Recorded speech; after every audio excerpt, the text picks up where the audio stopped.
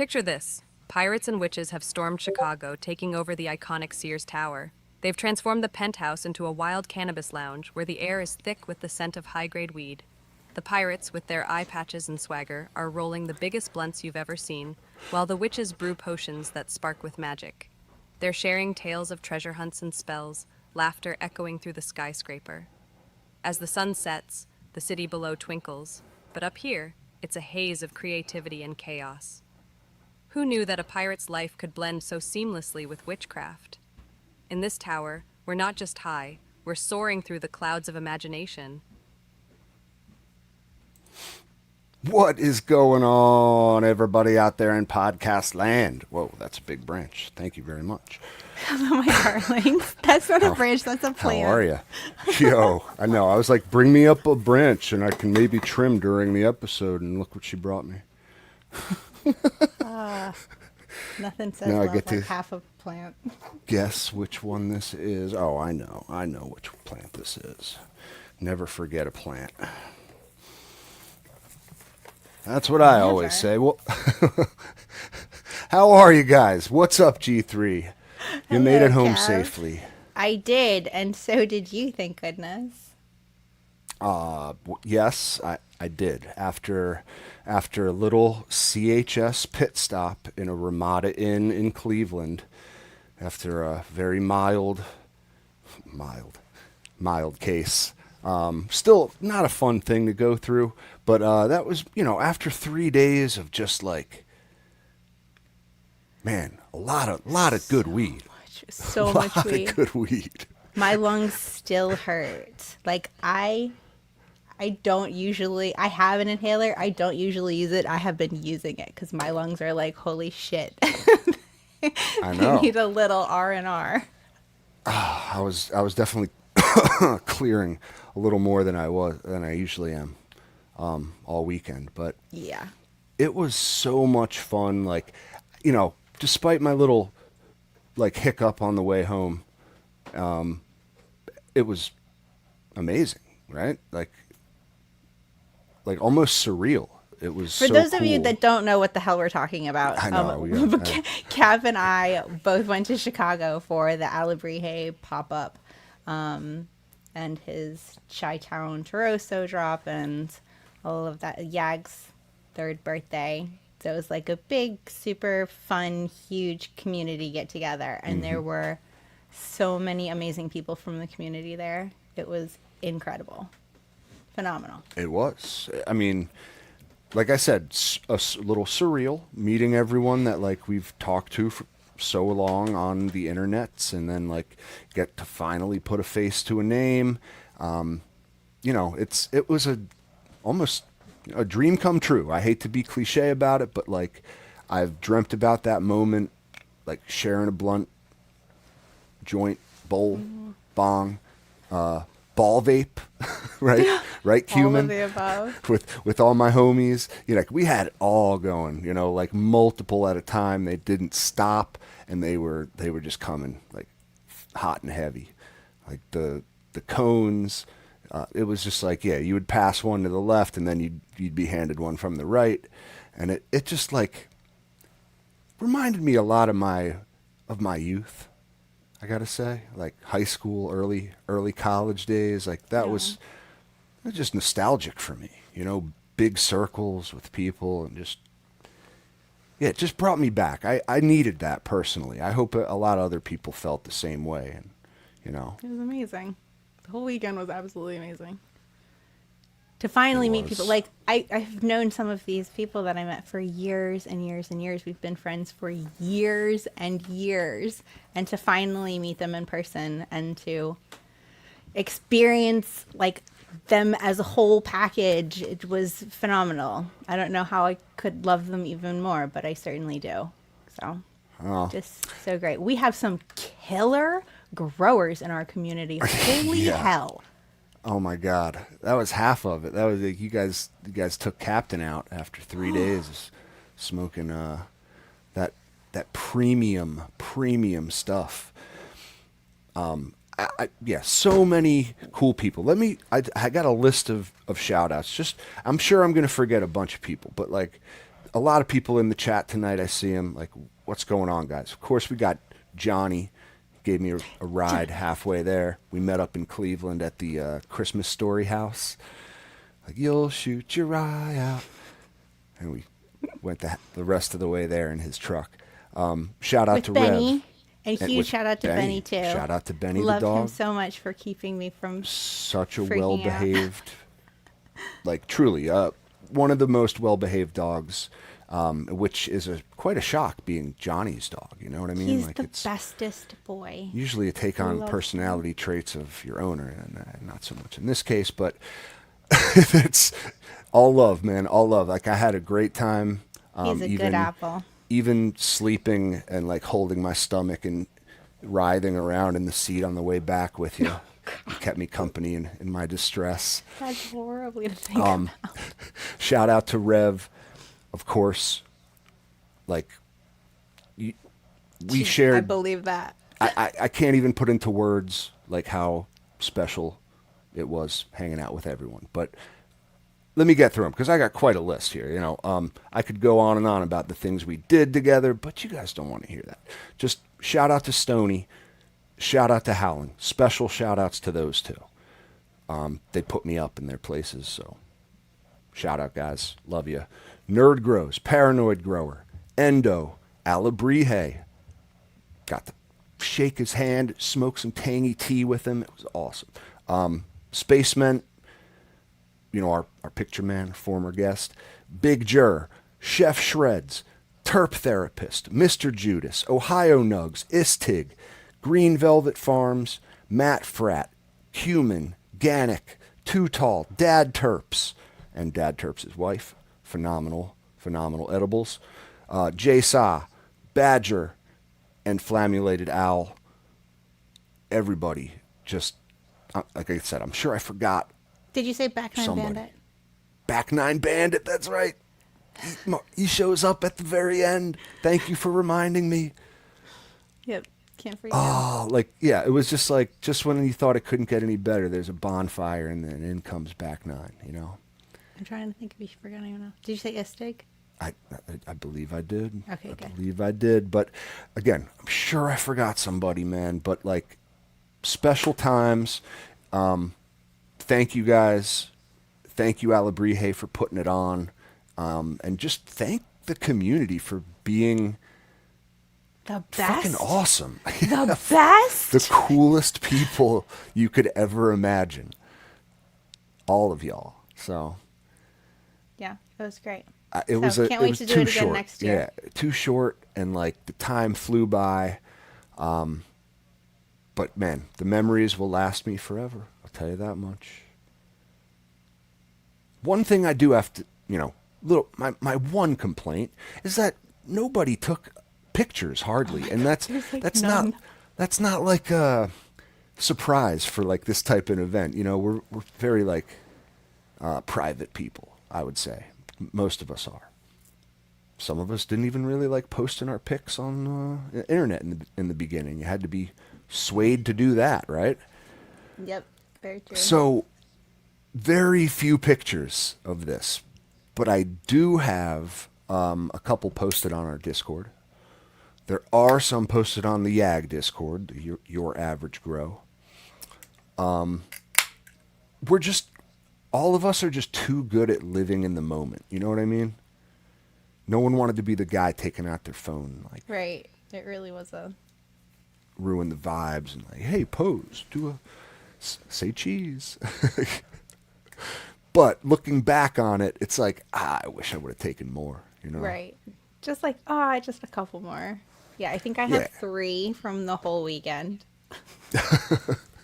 That's And then a bunch from like of the art exhibits at the museum. But yeah. when you're in the midst of good company, it is super hard to remember that. But like I said, I don't need pictures to remember the good times that we finally got to share with some of our buddies, and that was awesome. It was so good. Can't wait to do it next year. Right? And next one in Maine. That's all I know. Maine. That's all I Yeah. know. Next Maine's Alabrije next pop up one. in Maine. I'll tell you what, the food I was really impressed. He went out and Alabrije and his wife went out and got some pizza and some fried chicken for the event, which was coincidentally like I had gotten some Italian beef and one of those like Chicago hot dogs. Guys, like what the fuck are we even doing here with Chicago hot dog? This does this is not a food item that needs to exist on a menu anywhere. Like it's got like a salad on it and bright neon green relish, and it just was like what are we doing?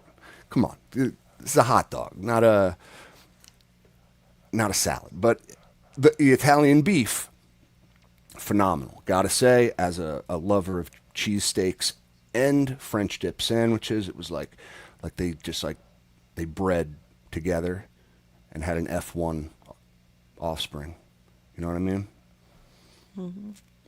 They said Great. that Yannick and his wife did the deep dish. So, huge thanks to them. Yes, and that's where... Amazing. Oh, you did for lunch? No, Gannick. At the Alabrije thing, they made the deep dish. They made it? I think so. No. They cooked the deep dish. Well, so they cooked it. Now, That's but what Johnny just said. that was... Okay, but they cooked it. But it came from one of the most well-known Chicago deep dish pizzerias that they ordered specifically for the event. It was called, there you go. Jason knows. It was called Pequod's. All right, so they half made it. So, yeah, they cooked it. And it was just like, I guess they par bake it or like, partial bake at the place. And then you Gotcha. get to finish it in your oven. So it's like, it's fresh when you get to serve it. Makes sense, Gotcha. right? Yeah, I was confused for a second because I thought that it was... Fuck, I just dropped that. I thought it was ordered. So Well, when he said that, I was like, oh, amazing. right? That's incredible. It was so good. If But Gannick still, made that pizza, if they shit, cooked it, half made it, I still give them credit. Yeah, they had a hand in it, and I gotta say, it was phenomenal. I loved it. Loved the pizza. Way more than I thought I would. You know what I mean? Like, I'm a diehard thin slice New York style guy. Give me that all day. But like, holy shit, some Chicago deep dish. Not bad. Not Definitely. So yeah, just can't begin to explain like how great of a time I had, and just want to thank everybody again for being super fucking cool. Yeah. It was so good. I'm exhausted though, and my lungs hurt. I need like a whole week to recover. That was a lot of social interaction for me. I know. I mean, same. I feel like everybody kind of felt that way. Like, I mean, especially since COVID.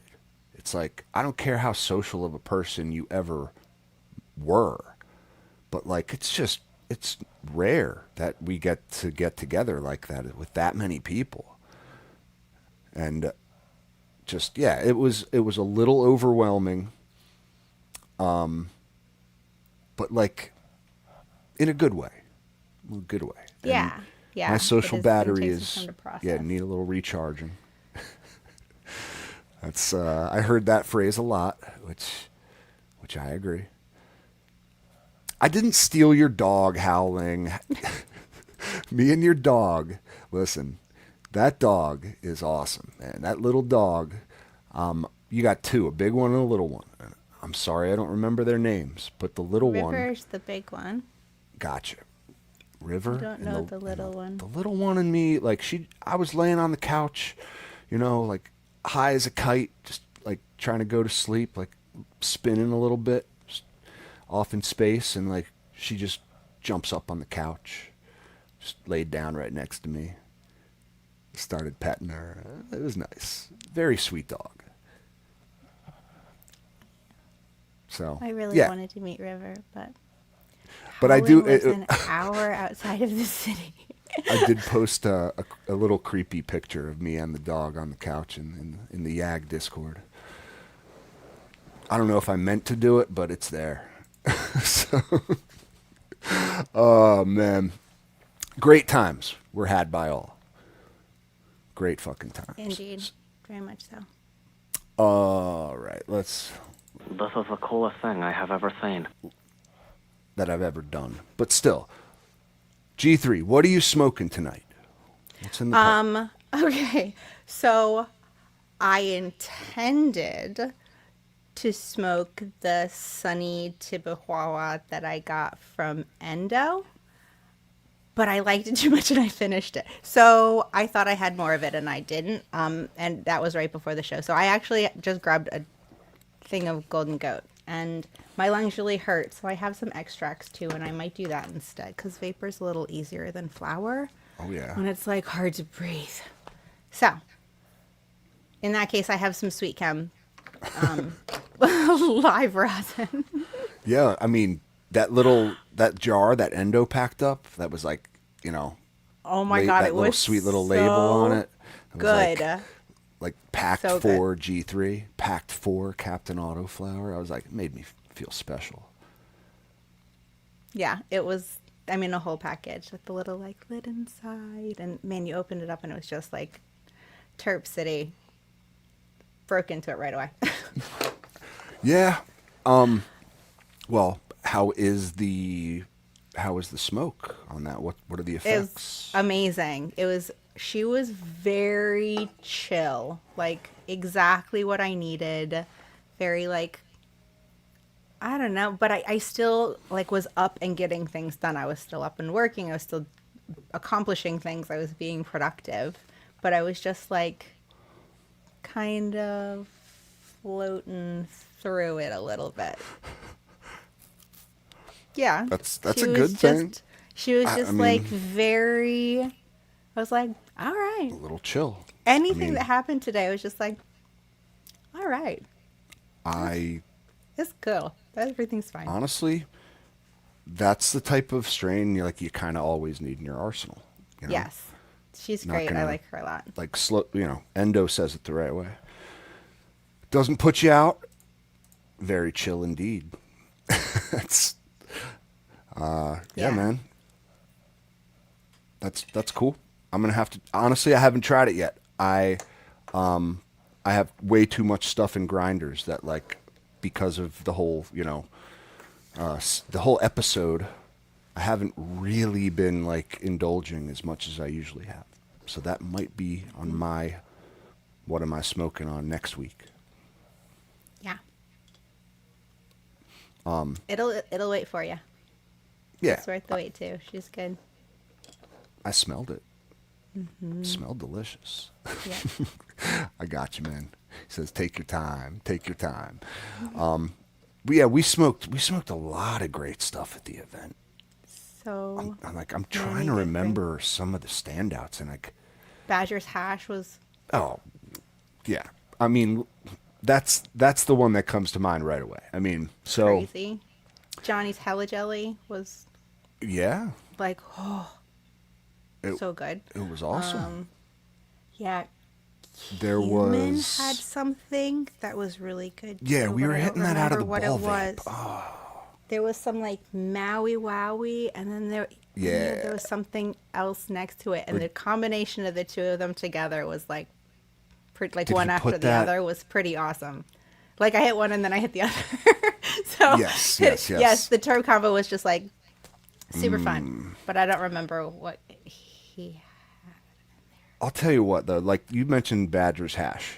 And Oh, yeah. in an event full of phenomenal weed everywhere, and just like I said, you're being passed one thing as you're passing the thing that you just hit. And it's like everything kind of blends into itself at a certain point. Good luck describing effects of one strain versus another. You're just high as fuck. You know what I mean? And having a great time, but you're not able to discern even terps all that much just because you can't cleanse your palate in between. It's just you're just smoking. It's Yeah, unless it really kicks you in the teeth. There was one joint in there that I hit, and I was like, "Whoa, linalool!" I was like, "That is yeah. so lavender. And Do I you was like, I remember can't. which one that was? I don't remember. It was in the very beginning. And I hit it once and I was like, I think. And I hit it again and I was like, no, I can't smoke this. It's going to calm me down too much. It's going to relax me too much. And then I'm going to get tired. So I was like, I need to find some terpinolene. And then at the table with like, I think Endo and Dolly, they had joints of Durban poison. So I was like, all right, that works. Nice, nice. Yeah, it was great. There was so much there. That was excellent. Yeah, no, it was incredible. And then like as I'm, kind of my head's spinning, I can't discern one strain from the next. And then like I walk over to Badger, and he's got his little, his hash bowl and his Sunny Tea hash in there, and like took 3 hits out of his hash bowl, and it's just like times 10. You know what I mean? It's just like this much deeper stone than you currently like. It just cut through everything. Oh my right, gosh, and it just right like away. rolls over you too. You just like feel it, and you're like, oh, okay. Yeah, it was awesome. Awesome. Oh, he says Super Sun God It was hash. I'm super sorry. Sun God. Yeah. Awesome, dude. Like, no, great stuff. And like, yeah, just one of the more memorable puffs of the weekend, I will say. Though everything was great.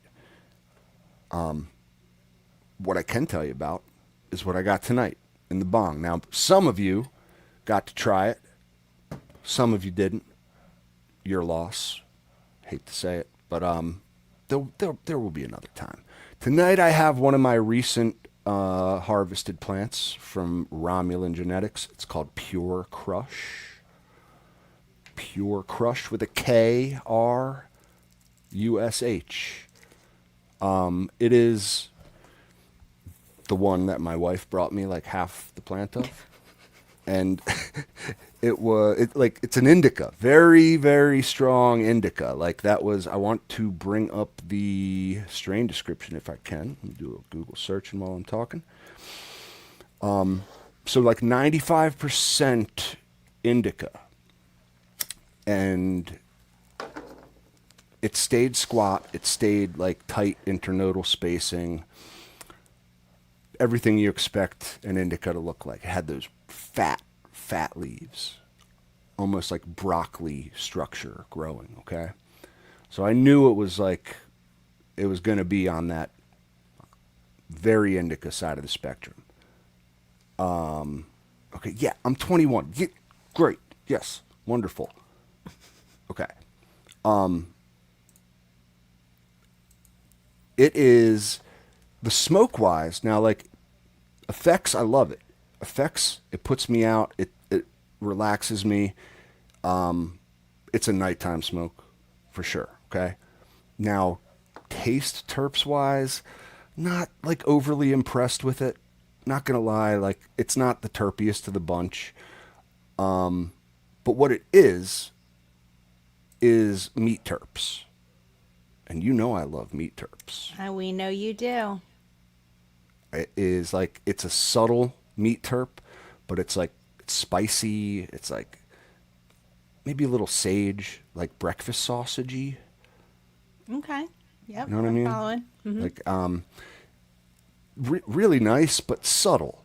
I'm not getting a whole lot on the tongue from this one, but like the effects make me want to keep smoking it, which usually that's not something that like happens with. So like standout effects, not standout terps. You know what I mean? I mean, a plant can only have so much. Like it's so rare to find a plant that has both high across the board. Yeah. Here you That's go. pretty. Did she color up like that? So mine actually, yes. It purpled up with a little bit of yellow in between those veins, much like you see in the picture. In fact, I would say that the bud in this particular photo looks very much like a picture that I took and posted on the Discord. Oh, and if I can find it, it's going to be a goddamn miracle. But no, I'm just like, this is what I got. This is what I got. It's, you know, I've had a success with this breeder. I think, you know, what you see is what you get kind of thing. And I respect that. It is very pretty. For sure. Like bud structure wise, this was exactly it. And yeah, I'm real happy with it, G3. Happy as a pig in shit. Good. I mean, that's the only thing that matters, right? Would you grow it again because it has like good effects but somewhat lackluster terps? I would. I think it somewhere in that pack lies the plant with the whole combo, the With whole max package. stats, yeah. You know what I mean? Yeah. Maxed out stats, exactly. It's I always love the comparison of the strain selection screen and like your video game, where you're like building the character. You only have 25 points to allot to all these different categories, and it's like you could max out bag appeal, THC percentage, you know, while terps, taking points away from terps, perhaps, or pest resistance. Yeah, absolutely. You get drought resistance, it- tendency to herm. yeah, all of that stuff for sure. All of those things are stats for the plants, you know. Genetics are fun. It's very similar, and like the way you can like gain more points to add to your character selection, right? Like the upgrade is the only way you can upgrade is getting like doing the fucking work, basically, and like finding the standouts, yeah, and finding the unicorns and breeding those, and then like doing the work. It's kind of a crazy thing, but yeah. So Pure Crush, you know, for those indica lovers out there, check her out. Yeah, what you see is what you get, and what you see looks pretty damn good, don't it? Mm-hmm. She certainly I agree. does. I love it when they're packed like that, but it does like, it makes, I always am so concerned about bud rot because. Badger says terps. Yep. Man, I'm not gonna disagree with you, man. I'm not, I'm a terp man. You know, take me to Terp Town, baby. Both. How about both? But yeah, you know, they can't all be like and terps. They can't all be flavor country. But effects wise, it's 9 out of 10, 9.5 out of 10. So like, I'm happy with it. I'm not like, would I keep that plant? No, that's not like a keeper plant for me. But like I see enough like potential in it that I would hunt more of the pack. Like absolutely. Mm-hmm. It's in there. I can bring out like some of those breakfast sausage terps mixed with like a little more gas, a little bit more maybe like just earthy cushiness, and we would be like, yeah, now that's a keeper. Yeah, that could be so fun. Do you think that you would, once you've grown something once and you've had this kind of experience with it, would you grow a singleton again, or would you save that and hunt it? I'm not sure I'm following the question. So would you grow just a single plant of that strain again? Or would you or would I only actually keep do a it hunt? just to like hunt it, knowing that, okay, well, we have this in there. If I grow it again, there's a good chance I'll get something that is lackluster in some way. There is also a chance that I could get something that's great. So are you more likely to just keep it and hunt it in that case? Yeah, I am actually. Like I think this would be a great one to do a hunt of, and like pop a whole pack or two, and like I assure you, you would find something worth keeping, if not many plants. It's just like, yeah. Now that I know what's in there, I know it's kind of like lurking in the gene pool. And I love, I love me some meat terps, and I need a nighttime strain, a more medicinal effect type of thing. Potential's I there. mean, it is, and so yeah, no, I think like I've talked about before, I would love to do just more hunting and popping full packs and like less of the like one plant of each strain, more of the like finding something really special that I'm just like I can't get enough of. Yep. There is also that trying to balance space and variety as a home grower. Because as for myself, I don't have a ton of space, and I just took down my 3x3, so I have even less space than I had before. Yeah. And I really cannot smoke the same strain all the time. Not only because I really like variety, I need to have medicine for different effects for different times of the day. But also I get bored. And if you smoke the same strain over and over and over again, you're blasting those same endocannabinoid receptors over and over and over again. And it's you're going to form a much higher tolerance to that specific strain much faster. Oh, So for sure. switching it up, challenges your endocannabinoid system a little bit more and make sure that all of your medicine stays effective. So, you only have a I 4x4, can't hunt, right? You're gonna have to make some concessions if you want. Right. Like if you want to hunt, and like I don't know, it's something that's kind of appealing to me at this point. Like I've grown a few years. It's like a hunt would be exciting, even though I know I'd be sacrificing like my smoke experience, my like post-harvest enjoyment of it. Like, yeah, my endocannabinoid system would be burnt the fuck out on like that one specific terp combo. I would not like that. I would be fiending for something else. But you know what? If I found something that was like, if I found a unicorn out of that process, the sacrifice would be worth it. You know what I mean? What's the smallest number of plants you can grow and still consider it a hunt? That's a loaded question, do you think? I know, that's what I'm Well, asking. like so. Chad, this is for you guys too. Yeah. What's the smallest number of plants you can grow and still consider it a hunt? My answer, Yeah. 2. To be like just logical about it, 2.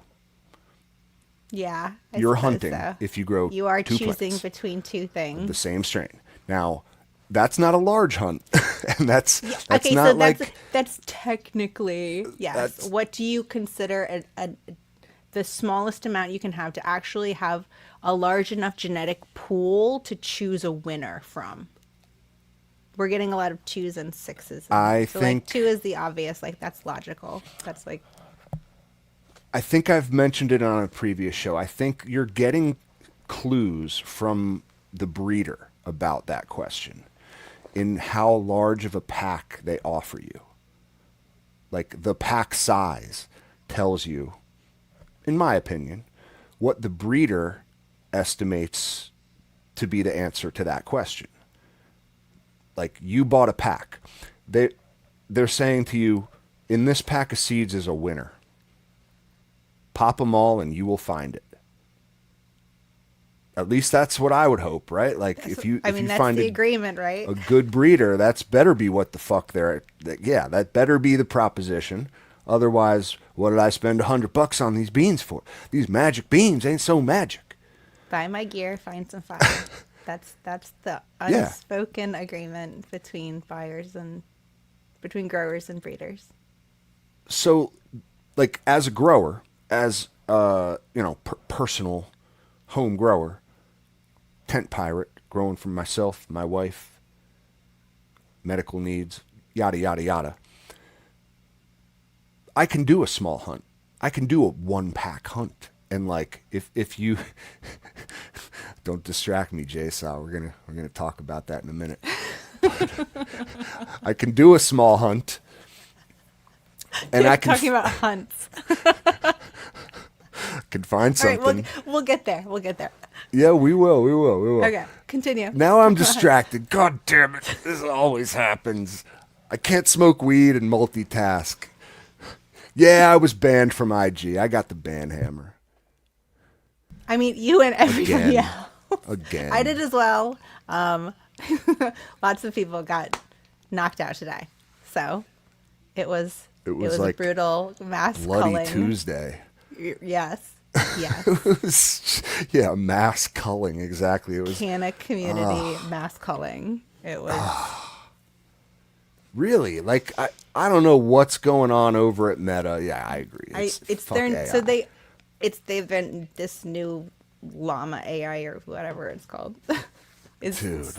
And they read through messages and they read through your posts and they look for these specific buzzwords. I wish I And knew if what they those find buzzwords were. them, Wish I could they ask Drop the ban P1000 hammer. Yep. who he's looking for. It's annoying. It's really annoying. And then the rudest thing I thought about all of this was an emotional roller coaster. So I was banned first thing this morning, kicked, gone.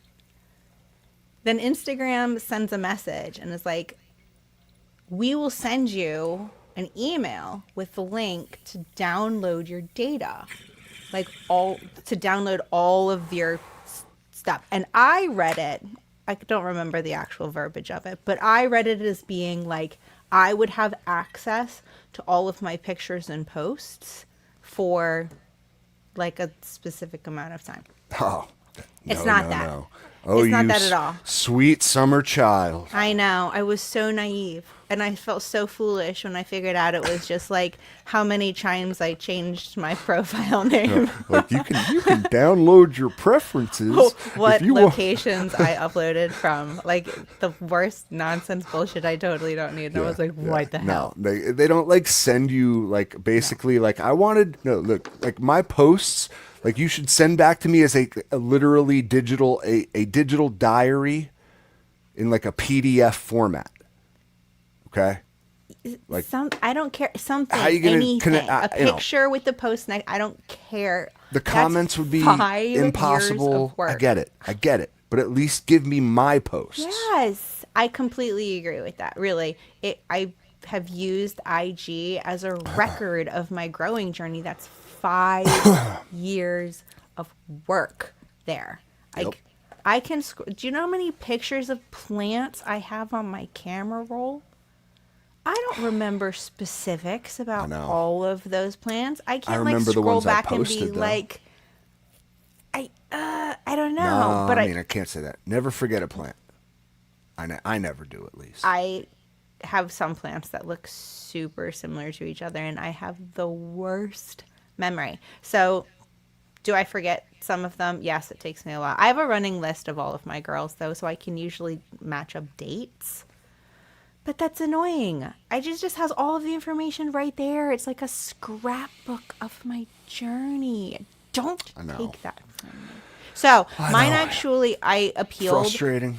Mine was reinstated, but I can't actually log into it. So it exists. Other people can see it.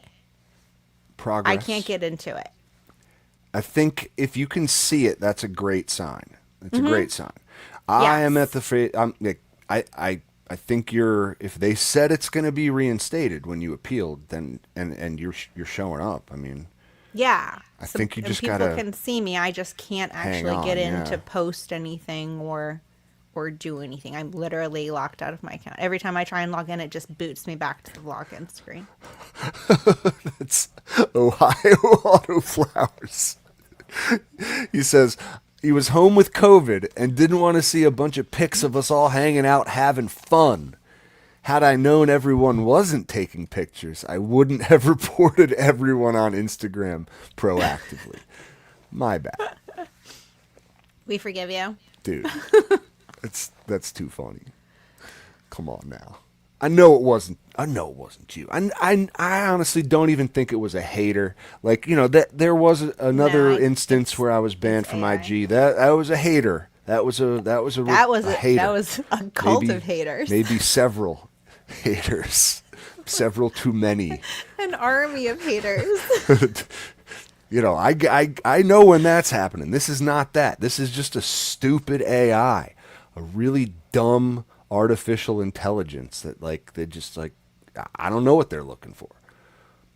Have you seen this boy? Words, random words that some I have no person who idea. doesn't know what they're talking about. It could be anything. It's so frustrating.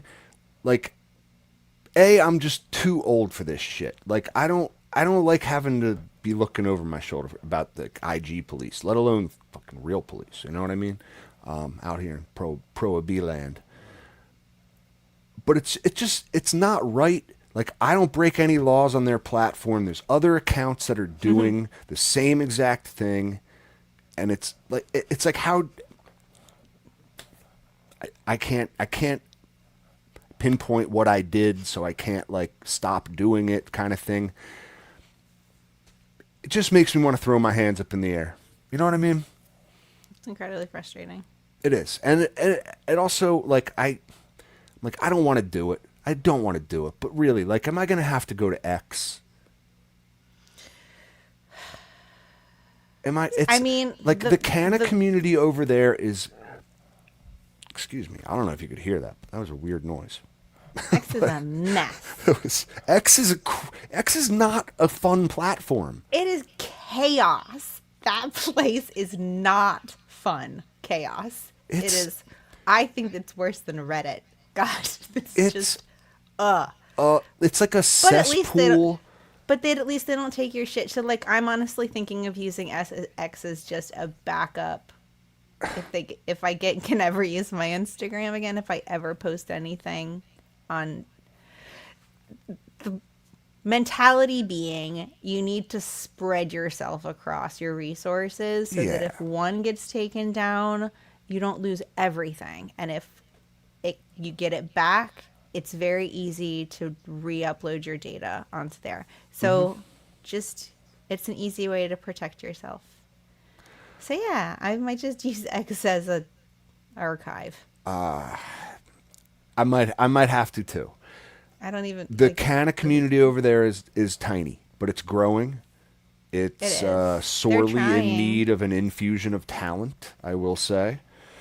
What I can tell you is that your posts won't get deleted. I mean, for Christ's sake, just but go to that. It's really hard for anybody to find anything. Is it though? You can use hashtags. You can use keywords. People can search for terms freely, like autoflower. If you're into a specific style of growing, I don't see any platform restrictions over there, which is great. It's just like I said, it's not the biggest platform yet for our community, but I mean, it's a big platform. Just think, one day Elon could repost your plant pictures to President Trump. You're trying to convince me to come on to there using this methodology. I'm going to rethink your approach. You could be internet famous. I don't want that either. I think I am just going to use it as an archive. Really, spread your resources. There's Instagram. It's a scary platform, man. Just don't go to the For You tab of your homepage. It's basically like old school internet. What was that website we used to go to and we would just see beheading videos and just the most awful things ever. Right there for your viewing as a young adult in 2001, 2003. You real OGs know what I'm talking about over there. It's just it feels like that. It's uncensored, unfiltered. You will see things that cannot be unseen. There's a real dark side of the internet. Yeah. It wasn't 4chan. No, it was pre-4chan. It wasn't E-Bomb. I was there too, though, Matt Fratt. It wasn't E-Bomb. No, it was darker than E-Bomb. E-Bomb was funny. You'd get some funny stuff there. This was darker. But you guys will remember. Not my style. Man, yeah, it's just like X is a little bit scary of a platform. You can set up some real like parental control type stuff though to like shield yourself from that. It's just like I just sigh and I'm like I don't feel like doing this, you know? No. If I don't get my IG account back, I'm just going to walk That's away. I mean, it really feels like the community Retreat is to in my Discord now. discords. Yeah. But it's kind of sad. Discord's not set up in a way that it's easy to expand the community and for other communities to interact well with each other. So it does feel very separated. A little bit fragmented, but Yeah. like Every platform has its pros and cons. Like I'd rather be free and fragmented than, you know, well, not a slave to the completely. platform and Yeah. there with all my slave buddies in the sandbox. You know what I mean? Like at least I can. Discord isn't completely No. open It's not. either. We have to be careful about what we do in our Discord. You can't have anything that even resembles selling of any kind. You just have to watch what you say. There's really been do. Discords that have been shut You're right, down. Firebeard. So- They'll ban you on Discord too. Yeah, so I you mean, got to be careful. There's a terms of service for every single thing we use, and like in all likelihood, because I don't know if it's because it's still federally illegal, but it's certainly contributing to the fact that like we're breaking the terms of service pretty much on all the platforms. And if for whatever reason at any time they can just come for us. You know what I mean? Yep. So correct me if I'm wrong, but the one way that I have heard that you can fix this thing Yep. is by having a secondary account, get Meta verified. So that means you have to pay Meta. You also have to verify who you are, so they need a driver's license and a full scan of your face.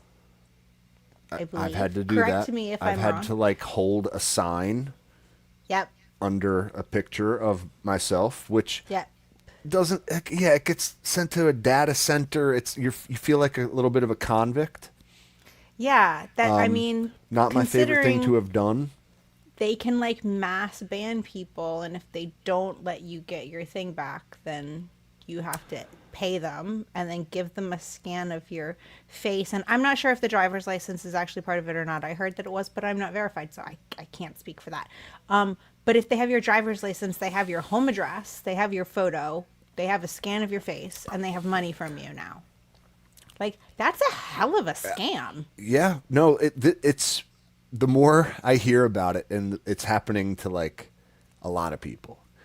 It's very much like a old style like mafia shakedown, where it's does like feel like oh, that. you want to have access to a community here, like a nice little community you got here. Be shame something happened to it. Oh, we can know what I provide you mean? some safety. Let's us provide you some safety. Yeah, like we got a little protection racket that we can offer you. If you want to keep this nice little community, all it's going to take is like old Donnie's going to come over once a month, and you're just going to pay him. Okay. Old Elon's coming. No, not Elon. Who? Old Zuck. Old Zuck's coming. That's right. Coming for his money, Zuck's like coming. the sheriff of Nottingham. And he's gonna. Ooh, the lolly. Oh my God, Zuck is coming. He's got a baseball bat. He's gonna break your kneecaps if you don't give in to the protection racket.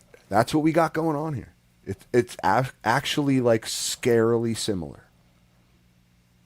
So yeah, I paid money.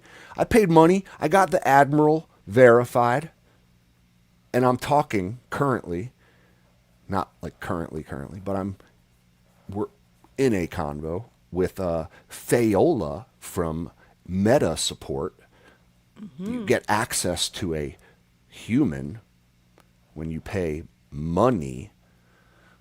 it's part of the racket, right? Like you have no recourse as just a normal user of the platform. They ban you, and you can hit a I object button. Right. You can But hit it's a the roll button of the dice, that and says you have I no idea. object, and then the computer, the AI that banned you in the first place, gets to look again, long and hard at your account and determine if it was right. Like the the self-investigation, right?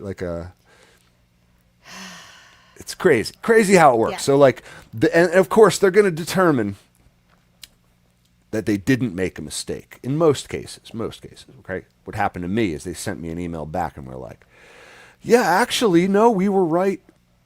We were right, and you're permanently banned now. You cannot appeal this decision. Right. You Sorry. get one appeal. Sorry. One.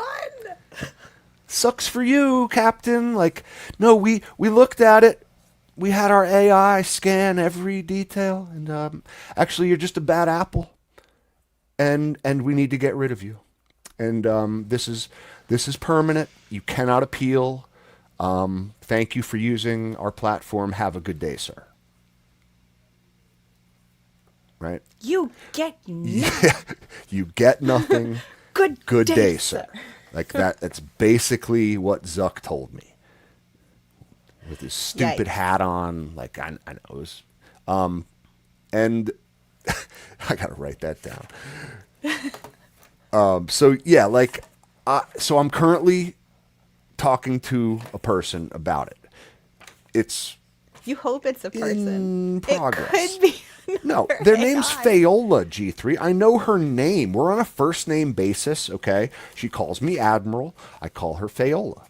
And I'm very, like, I'm appreciative for the customer support. I'm hopeful that I can get my account back, and I have most certainly never broken any community guidelines or terms of service by selling anything or doing anything other than educating.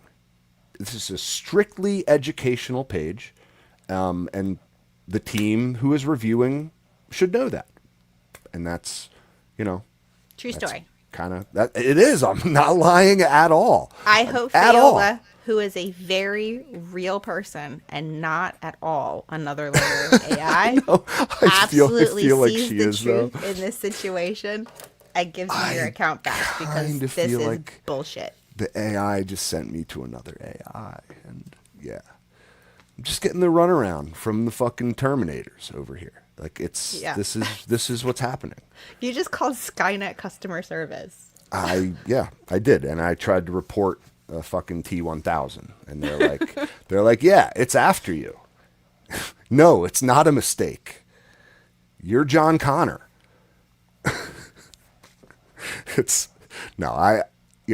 I have a little bit of faith. I know other people have had this happen, and it's worked for them. Luna, shout out, previous guest. She just had it happen, and she suggested that I do this in our Discord. So, again, shout out to the Discord too. Fingers crossed. Let's manifest some greatness. Cap, get your account back. And yeah, just leave my Discord alone, please. Like, I don't know what we're gonna have to make a backup there now too. Like, good lord. I'm so sick of the backups. You know what I had to do? I actually got onto my backup for the first time today in a while. And the last post in there was from the last time I had my account suspended in 2022. So backups are a pain in the ass. I just don't. You pay had a good attention to 3-year run though. A good 3-year run. 3, yeah.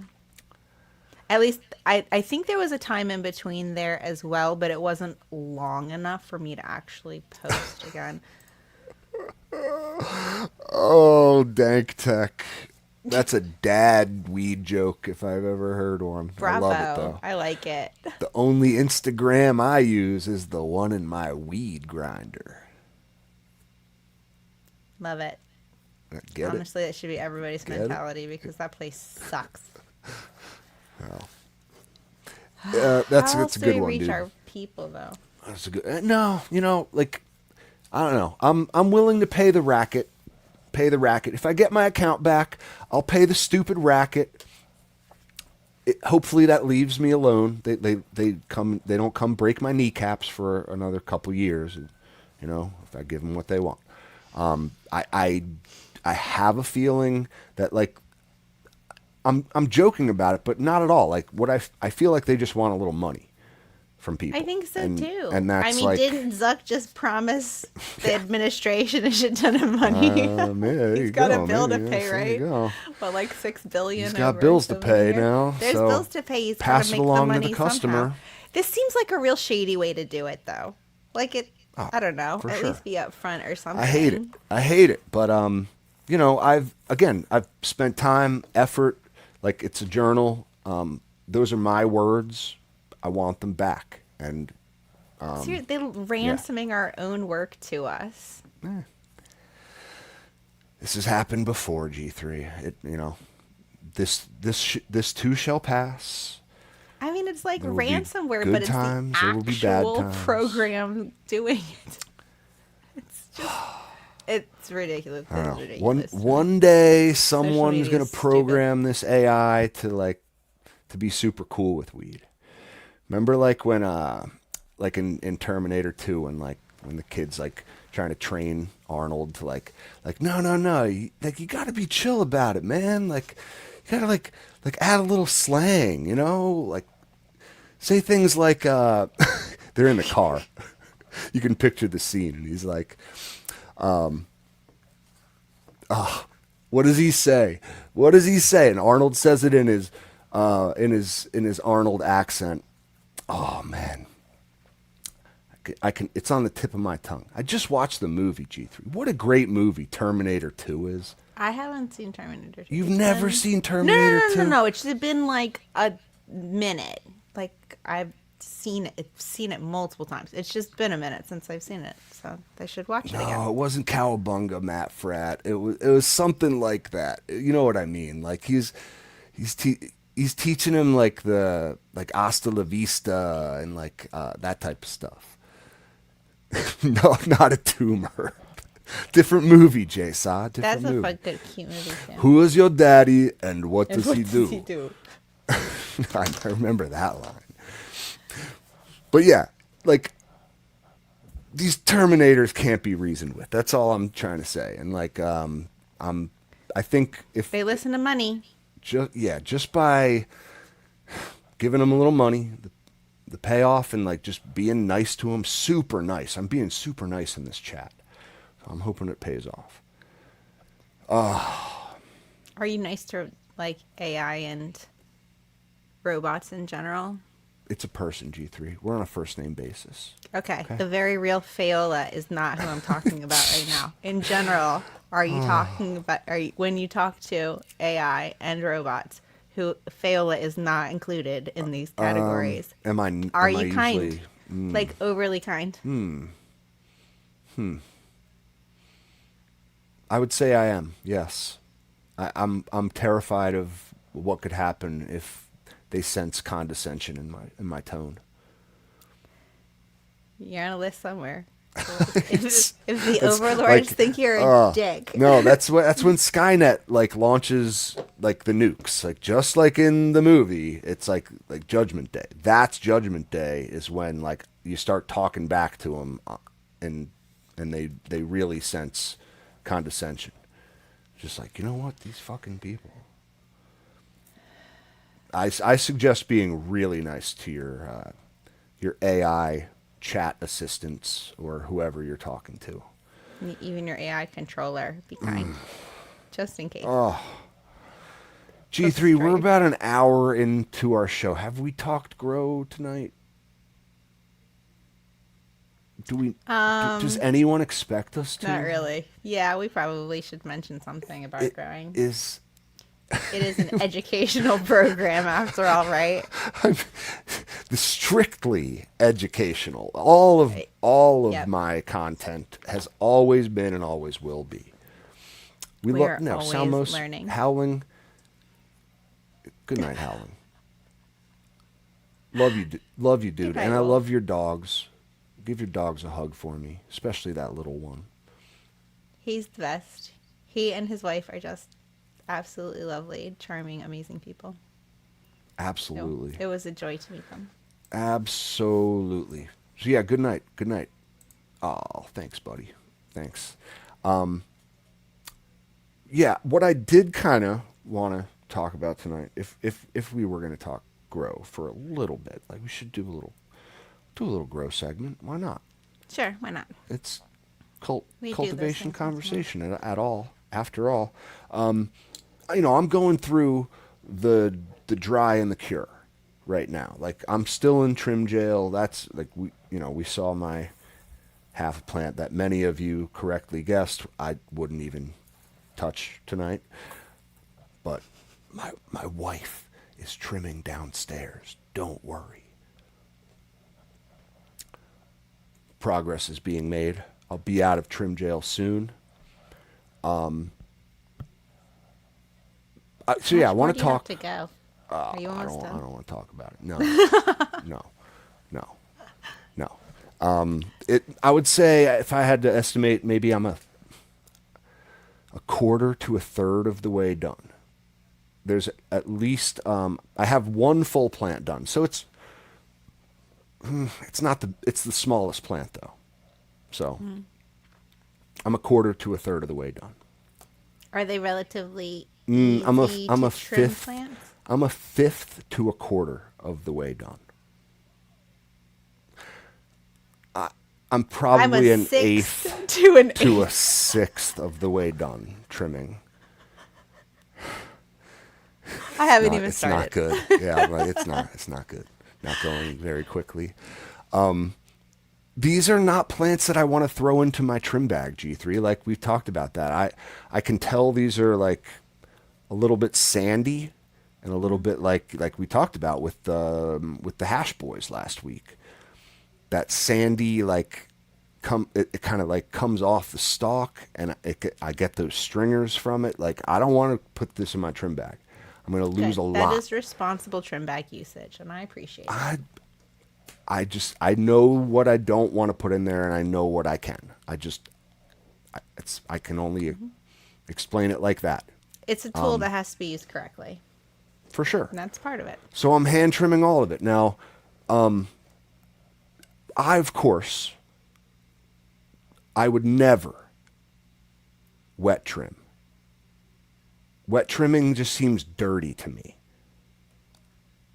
Am I Nothing with crazy? trichomes on it, at least. I take large sugar. I take Am I like crazy? the large fans. It's like most of it's the like time. ew.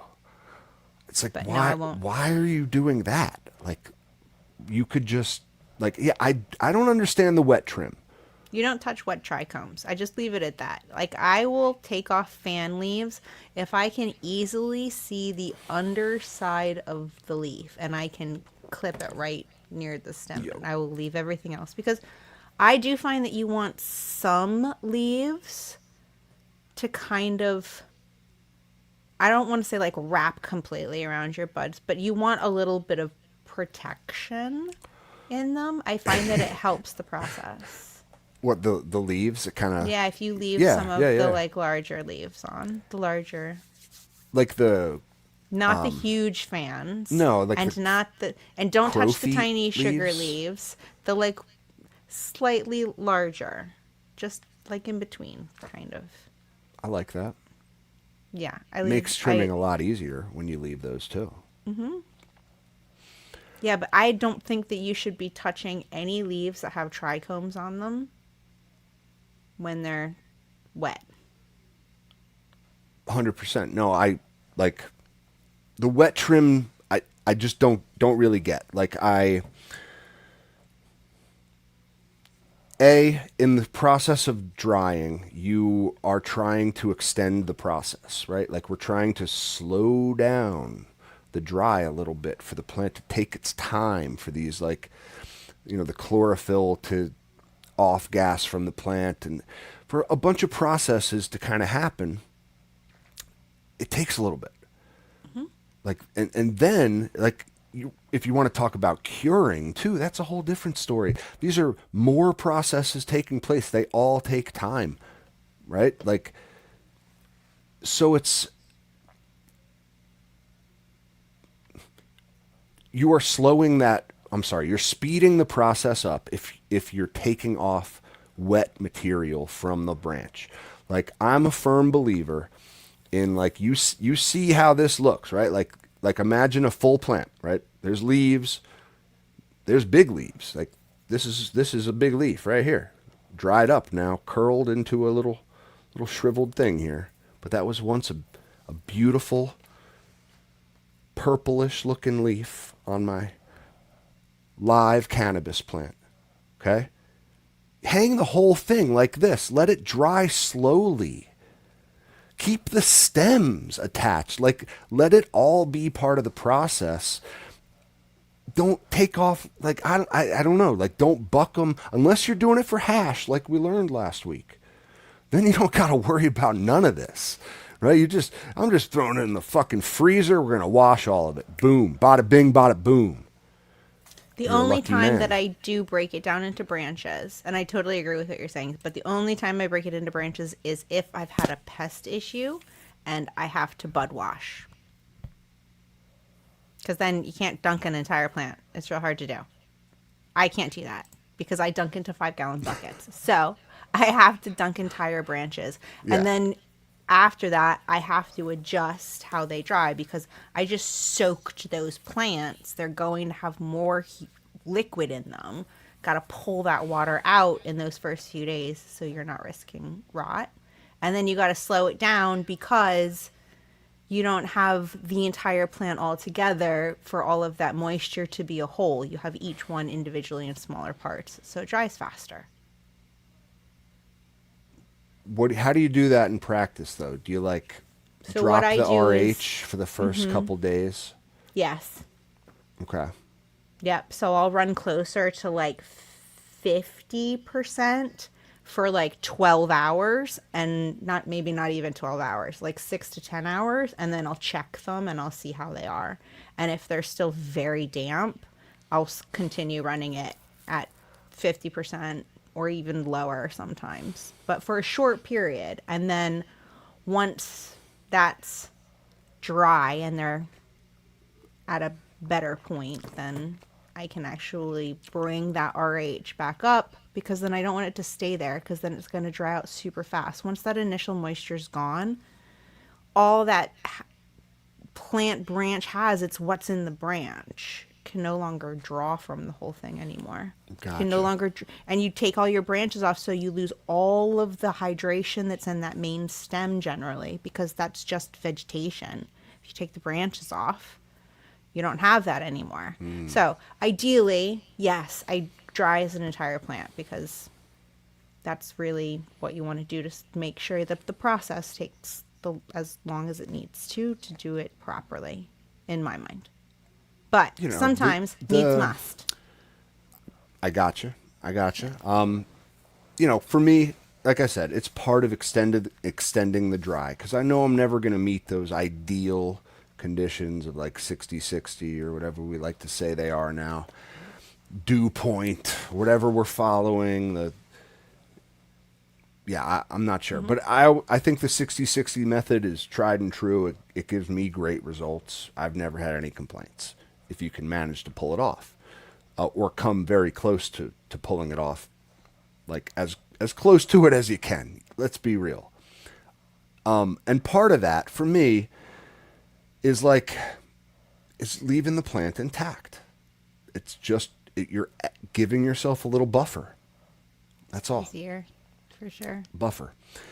So, and one of the most important things for me when I'm drying plants is timing when I take them out of that dry tent.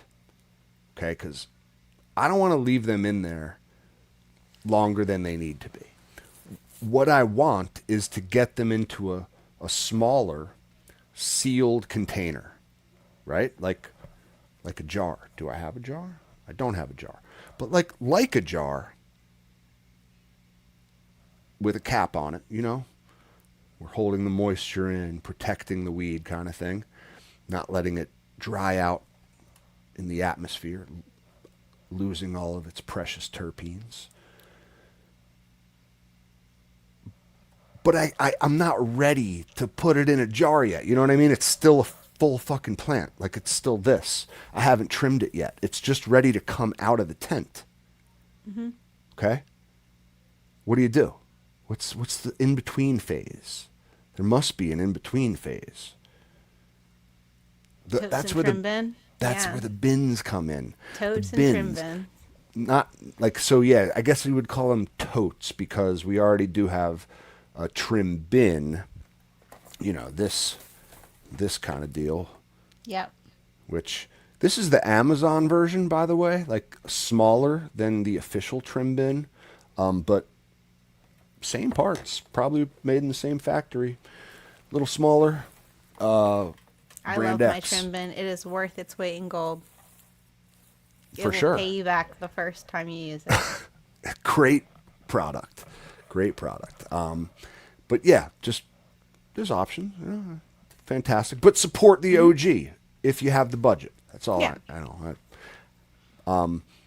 I've been using mine for 5 years and it's in Parts wise, perfect condition. Yeah. it stayed pretty flawless. It's very high quality. Shout out to Rev too, by the way. He says he just doesn't trim, so he's not worrying about any of this.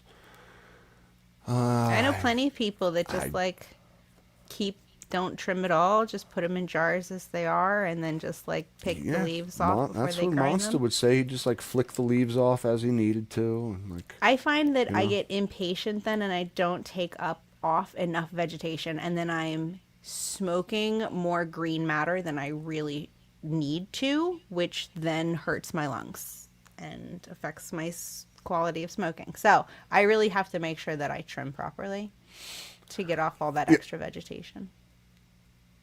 So I'm jealous of agree. you people No. that can just do that out of the jar, like raw dog in it. Nice. raw dog. Badger is getting. He's sensing exactly what I'm trying to talk about here. Like we want to, like in the process of the dry, we want to put our buds in like a sealed container. It's like a redistribution of the moisture from the inner part of the plant to the outer part of the plant. What you're going to notice is that, like, you go into that dry tent one day, day 12 of the dry, day, 13, maybe 2 full weeks. You were really good on your environment. Congratulations. And like, your buds feel brittle. Like you're like, oh my God, did I over dry? Oh my God, like I can break the stems, you know what I mean? Like I over dried, fuck. Probably not. Get them in a sealed container. Like, so you don't have time to trim right away. That's why I put them in these totes. We call them the trim totes. The trim totes. You put them in the trim tote. You get them at Home Depot. You get them at Lowe's. Like I get the biggest ones possible because fuck, my plants are like 5 feet tall sometimes. You just want to put them in there whole. Put the lid on. Put a hygrometer in there. Treat it like a bigger version of a jar. That's It it. does need to be airtight though. So you can as much as you possibly As much as possible. can. Now- The entire point is you're trying to, between the points when you're burping it, you want it inside to reach homeostasis so the moisture is even throughout. And then when you Correct. open the lid, you get rid of all that moisture. And then, you can not screw up your process by just adding that additional larger tote in there. Correct. Now I have at times used saran wrap, like a plastic wrap, over Oh, that's clever. the top of the tote to kind of lock it in. But if I'm being honest, excuse me, I'm making weird noises tonight. If I'm being honest, I have found that the lids are very good at keeping that moisture in there. And I tend to under dry my plants. Like I'm paranoid about that. Like I don't want to over dry. I don't want to lose my terps. I've worked hard for my terps. Do not over dry. So I take them out on the early side and I'll put them in these totes. And then I notice like, oh wow, the hygrometer is reading like 65%, 66%. not ideal, but that's better than them being like 50, 48%, like you can work with weed that's a little moist. Yeah. Very tough to add the moisture back. So like Badger says, we're sealing the plant and we're allowing the moisture that is still in the middle of the plant. It's just like you're not feeling it on the outside after 12 days in a dry tent. It's still inside the buds. When you seal it, everything's allowed to like homeostasis. It just kind of like redistributes throughout the bud what was once, yeah, like you're re-moisturizing the outside while like taking some of that moisture out from the inner part of the bud. It works great. Totes for me are like, it's a cheat code. It's a trim jail cheat code. Like you have full access to the commissary. Right? You got a girl who's like sneaking in some blow for you. Like she's bringing you a couple joints. We're not doing blow right here. She's bringing you a couple joints. We're smoking hash in the joint. We got a girl hooking us up. Like this is an easy sentence. You know what I mean? We're just chilling, watching cable. Like we got Nintendo 64 hooked up to the big screen over here in this cell. We're playing Mario Kart. I mean, 3 square meals a day. Like, chilling for my sentence here. It's a cheat code, guys. And then you're able to just kind of get to it when you have time. You don't want to wait too long, obviously, but like, you have options now. It buys you some time. It gives you a little flexibility. It's not forever. Can't abuse it. But no, it's there if you need it. Don't abuse it. But yeah, like you've bought yourself, let's say, I mean, I've had great results leaving plants in there up to 6 weeks. Wow, that is way longer than I expected you to say. It is 6 just weeks. That is a long time. It seems like a long time. Yeah, that's like you're G3. Like, I'm a busy cured man. at that point. I got how many fucking plants I need to trim. It is you are kind of blending the dry and the cure into one continuous phase with the buds still attached to the branch and the leaves still attached to the bud. It's fine. The plant will find its homeostasis if it's in a sealed container. That's relative to the size of the plant now. You know what I mean? Like, or the moisture that it's. How do I word this? The moisture in the atmosphere of the container must be like must match the size of the plant. Is that what I'm thinking? You know what I mean? Like, we start in this big dry tent.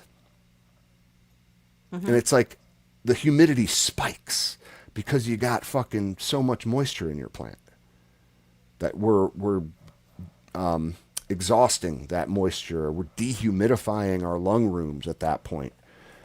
But after 2 weeks, there's no moisture left, and what's in there you want to keep in there.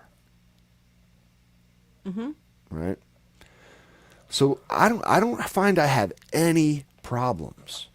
Yeah, like I said, 6 weeks. Like Matt Fratt says, it's pre-cure. Yeah, we can call it that.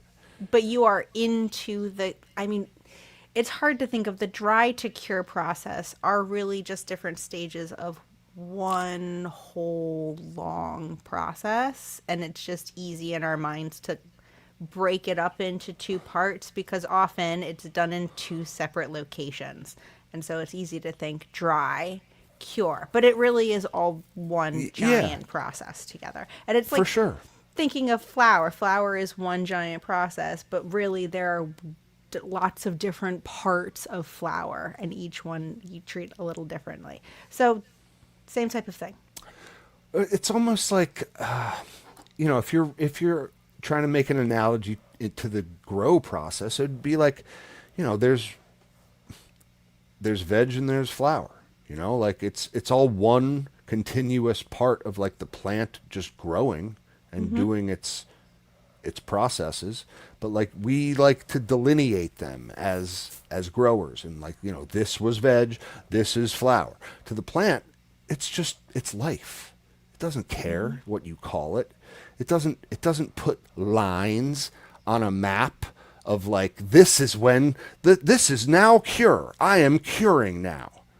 Right. You can't the same tell thing. you don't tell the plant. Yeah. It's just by putting it in that sealed container that's relative to the amount of moisture left in the entire product itself. Like, you're just you're buying yourself so much time, because by the time you get around to trimming 6 weeks later, like, we're all busy people, if you finally get around to trimming, look, Howling's still here. Isn't that funny? He came back. We missed you, Howling. He says, like, you finally get around to trimming, and everything just kind of like, it's like, it just comes right off. It's like no problem at all. Perfectly brittle leaves, and perfectly re-moistened flour. And you're already cured, so you can just like enjoy that fucking smoke while, like, right after you trim it up, and know that that's it's at its peak now. I don't know. It's just, don't wait too long. That's all I'm saying. But you do have more time than you probably think. Chill I and always trim want to yet. pull my plants early. I always want to pull them out of dry early. I learned after the first couple of times where I like trimmed them, jarred them up, and then I opened the next day and they felt like not just slightly more moist, but like damp. I was like, oh wow, I pulled them way too early. So now I know I have to wait at least 12 hours after I want to pull them to actually pull them, or else they'll be too wet. Too wet is better than too dry, True, but it's still not too good. wet Not good. Not good. can bring mold. For sure. You got to rectify that like ASAP if it's, anything more than 62%, which I've already told you many times, I think is too high a number for perfectly like smokable product. I'm at the low end of that 58 to 62 scale. Give me 58% all day every day. I do not want to be above 60 because anything above 60 is where mold grows. 60 is the magic number. Below 60, that's one of the reasons why we use it, is because that's the magic number for mold. Stay away from mold. Bad for Yeah. you. Badger says he could talk about dry and cure for a good 1 to 2 hours. That sounds like Badger, a come request talk to to us come about on the dry and show, cure. buddy. We could arrange be in your this, man. DMs. This is our specialty, talking about a specific cannabis topic for a good 1 to 2 hours. Let's do it, my friend. Badger's full of info, dude.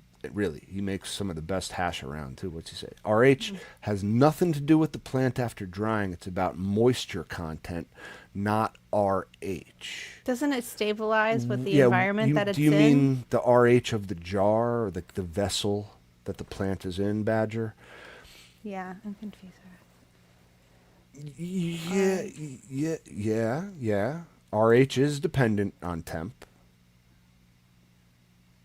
Is it though, or is that dew point? That's kind of the VPC. ratio of it. Like, is RH just as a? I mean, I know it's relative, right? But again, maybe it's it has to be temperature. Has to be temperature. I know Badger knows what he's talking about. Mm-hmm. Well, yeah, man. Like, so I guess what we can say to that is that in like a room temperature environment, which is probably what most of us are dealing with, right? Like a 70 degree, 68 degree room that you would be in typically, like in a house. Like if your jar's reading 62%, 58%, like that's a pretty good ratio of those two, right? I would think. Yeah. Yeah, and you know, I get that, Badger. What we care about is the amount of moisture left in the material, not the amount of liquid in the air around it that it is holding. 100%, dude. The best way to get a measure of that is like a moisture meter, right? Like we've talked about that, like people use for carpentry. Wood moisture meter can be used for such a thing, but like, I mean, if you have the bud in a room where your RH is measuring 75% and you want your bud to be 60%, well, then you know that even though it's not telling you anything about the bud, it's telling you this room is not a correct environment for that to reach 60%. It's just not physically impossible for this to reach a lower moisture amount. yeah, moisture meters. You can get a more precise level of your moisture. No, I'm with this, Badger. I'm with this. Yes, to measure the bud. RH just gives you an idea of what you're dealing with, if your environment is in a correct place. Like, let's equate it to like using the Photone app, right, on our phones to like give us like a ballpark, right? Like a kind of a good rough estimate of where we are in our like PPFD. Like, I know it's not precise like an apogee meter, right? But it's also giving me something that I can measure. That like I know the ranges of where I need to be based on what that moisture, like that hygrometer says in that jar. Like the sign, I hear you, man. I hear you. All right, it's like it's not what we're measuring, but it works. Like doing it this way actually does work for me, I find. So like it's doing it correctly, but the wrong way. You know what I mean? Like it's right for the wrong reasons. So 100%, like a moisture meter is the way to go. I'm just like, I'm a cheap, lazy grower. I don't have one yet, so I'm doing it this way. Many of you out there are probably in the same situation. You can do it without a moisture meter, but like you want to upgrade, there's a method for you. Mm-hmm. Yep. And then, yeah, 6 weeks later, you know, after you've chilled in trim jail, you smoked all the weed you wanted, just watched Adult Swim, chilling on the bunk bed. Then you get out. Mm-hmm. And you got full jars, and you're living like a king, and you know. Good and then times. You're thinking, oh my gosh, I've got so much weed, I'll never get through all of this. You start like throwing it to people. Way too much, yes. Then it's the whole cycle of like, you know, weed rich to weed poor. When, you know, you're weed rich is when you just want to like, yeah, like here, you take some and you take some and here, enjoy this and you get an eighth and you get an eighth and you get an eighth. It's like, everyone look under your chairs. There's a half ounce for everyone in the audience. There are two types of growers. There's the feast to famine grower. And That's there's me. the like I'm riding the wave. Consistently the like saving for the future. Like they just grow basically all the time, more than they could ever get to. So they're just constantly weed rich. Or they figured out exactly how much they need and maybe a little extra to get through, and they know how to ration properly. But yeah, Nope, I'm that's not definitely me. a feast. Nope. I'm a feast to famine grower too. I'm So I'm I get you. like a first time lotto winner. It's just like I ain't never seen this much money in my life. We Yep. gonna have a party. Yeah. Woo! Give it to everyone. Yeah. Please Trust me. book my week. Yeah, you want to come hang out with me after harvest? I will send you home with a goodie bag. I will make sure you is as sufficiently high as you need to be, my friend. Well, that was something I said to myself over the weekend, G3. Like, you know when the last time I said to myself in a group of that many people, like, you know what? I am suitably high right now. Like I am in fact probably more high than I'd like to be, but like definitely suitably high. Yeah, I definitely had like full receptors for sure. Yeah. You could say that again. Full Full to receptors. overloaded receptors. Yeah. Everybody Guys, handled it. I mean, there were no like greening out incidents or anything like that. no. Everybody was very No. responsible with their consumption. They knew exactly what they could handle and what they couldn't. Nope. And I'm not man, sure what happened with bunch of the champs. Swaggers are some not sure champions in this crowd. whatever happened with the girls on the roof next door. That remains a mystery. We may never know. Or we could If you assume do know, it's because the cops are going to that show we up at your door. do know, and that's why all of our Instagram accounts were banned because I left before that. It was like a trail of mayhem outside, leaving the Windy City. Oh, Parents with pitchforks and torches. Coming after you. I mean, they were partying, G3. They had alcohol. You know what I mean? They said they were celebrating a 24th birthday, and I believed them. So I threw them up a joint. And then I threw them up another joint. As one would. I mean, who's trying to be stingy? Share and share like. They could have been the lightweights though. They could have been the lightweights. So yeah, maybe that's what this is all about. Someone greened out. Oh man, it was your fault, Ganick. You encouraged me to do it. Little devil on my shoulder. No, you didn't. You didn't. It was 100% me. Badger's bunk. Yeah, I mean, listen, I was just trying to get them on. Like, alcohol's poisonous. You know what I mean? Like, you can have alcohol poisoning tonight. I don't want that for you. Just put the high noon seltzer down and pick up the joint. That's all I was saying. I think that's a responsible thing to have done. I'm just trying to justify. I don't know. You know, we were having fun, G3.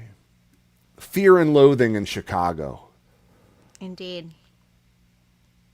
Need some golf shoes. Oh, my Lord. Here. Probably good advice if you have shit for brains. The OG. From that movie, by the way. All right. We're up there at an hour 30. Do we have time to break into a Patreon garden? Yeah, I think so. Right? We can be quick about this, right? Yeah, we can. Can we? See some We can good try. things. We can try.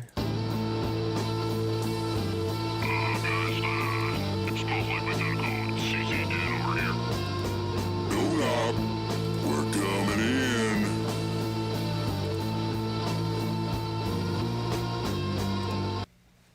Of course. I can never get this shit timed up with the music, guys. You will never have that happen. I hate to break it to you. But tonight, we're going to be going into Patreon's garden. Someone who I met over the weekend. Was lucky enough to have met. I did smoke his weed on a previous occasion because he sent it to me. But I was able to shake this man's hand and smoke more of his weed. And I'm proud to call him a friend now. IRL, and that's the terp therapist. Oh, he's great. He is. He is Yeah, a hell of a definitely. grower. Hell of a And let's see. I want to go like he just got done what looked like an amazing run. And I'm not all right, this looks like the end of his last and then the beginning of a first. Okay. So we're back in January here. Oh wait. I'm getting my timeline all mixed up. Don't worry about the timeline. It's not important. What is important is that this man grows beautiful plants. I mean, look at the color of green on these. lovely. What do you think, G3? Autos I or love that photos? structure. I say autos. These scream autos to me. Yeah, I think autos too. Why do you say that? Like, why do I just know? Why can I just tell? Like, why am I crazy? Or is there something I honestly think it's a discernible? combination of the structure, the amount of leaves, and so when you look at a plant, you can tell kind of by the texture and coloration of the leaves how old the leaves are in general. So younger plants have younger leaves overall. Older plants have older leaves. Well, this is a younger-ish plant. It has a shit ton of leaves, but you can tell like its leaves are not that old leathery, So what and I autos like grow that. faster. Yeah. So I feel like I like that. in general we can determine that these leaves are on the younger side overall, and the structure, size, and density of the leaves would I think indicate you're that onto it's an something auto there. flower because they grow so much faster. That's just my The bottom first thought. leaves don't look like much older than the top leaves, if at all. Like you're right. Like they're like I can see like a rapid growth to these. I mean, I don't know if it's anything more than that. Like I'm looking at them, I can see pistils. You know, like there's white hairs in there. If my eyes don't deceive me, and just like I'm looking at an auto that's like 35 days old, right? Like maybe just entering that like super stretchy phase. Okay, to me, that's what I see.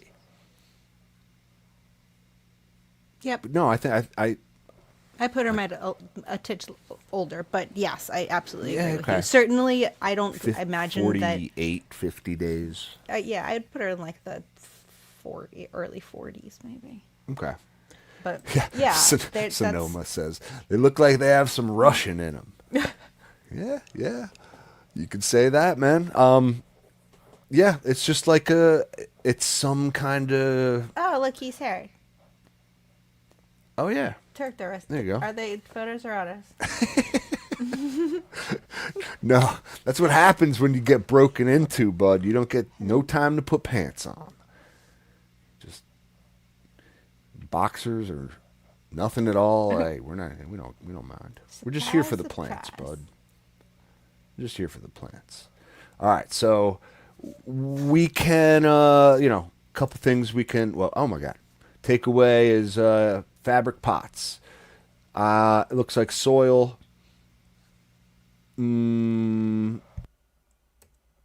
That's really all I can tell you. I'm gonna say organic. I'm gonna say autoflower. You tell me if I'm right, terp therapist.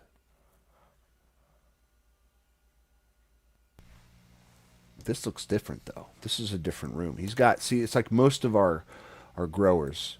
He cannot be confined to just one grow space. He has several. And Shoot, outside. even an outdoor space, which I'm super jealous of. The only reason I want the ability to grow outside is because I'm not allowed to grow outside. If I actually could grow outside, I don't think that I Be like, would. I don't feel like that. I don't like dealing with all of that extra nonsense. I much I feel prefer to that. play God myself. Thank you. I think I could, like, I could hunt outside is what I would like to use it for. That is one benefit, and it's free, basically. Yeah. You have decent Yeah. soil, Like, and the I sun would is free. just hunt, And and I would take clones of stuff that I really thought that I wanted to grow, and I would like run it indoors. But I would at least be able to see, like, most of, like, you know, up here in PA, I feel like you can get 3/4 of the way through flower. Shit, I would know exactly what I'm getting, right? so he said they're tangy rainbows, day There you go. 50-ish. There you go. Dude, Tangy Rainbows day 50-ish. All right. Let me tell you, sir, about how big those fucking things are going to get. I mean, you have to know, right? Like, you grew Tangy Rainbows. Are they Pheno J? Just have to ask. Are they Pheno J? Because that was like the 6.5 footer. Woo. I mean, the one in my plant, I had to super crop more than once. Yeah, Howling knows. Howling Yep. knows. Tangy gets big, I and her mean- genetics are bullies. She makes herself known in almost every cross I've ever seen of her. Yep. And again, yeah, wow. Look at that. Whoa. Right? Look how thin those leaves are. Wait, she says, but this is I've grown Cosmic some- Queen, actually. So this is a Cosmic Queen from Night Owl, which that's the thinnest leaf Cosmic Queen I've ever seen, bro. Like, that Yep. might be the thinnest autoflower leaves that I've ever seen. That one's beautiful. That's insane. Crazy. Cosmic Queen, dude. What a strain, really. Smells kind of like suntan lotion-y. Creamy. She has a really Rank and creamy. specific. She's very specific taste to her. Yeah. Love her. I mean, I know Yeah, Daz I love does her. too. I mean, That's why he she's- crossed her with everything. Right, this one looks almost like...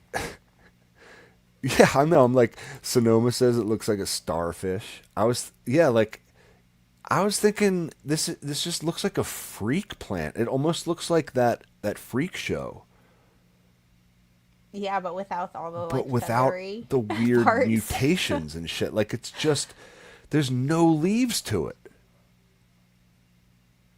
There's no leaves. It's so narrow leaf that it's like no leaf.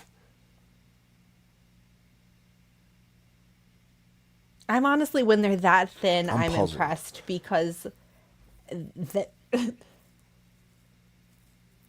have to I'm be puzzled, working yeah. overtime because they have such little chlorophyll in Yeah, where- comparison to other plants. How do they process Chlorophyll? enough energy? More like borophyll. You It's said amazing. No, the word of the day. I love me a good sativa, and I love narrow leaves. This is But amazing. it's like, yeah, I where's love it. the How does where's- she? Where's Wow.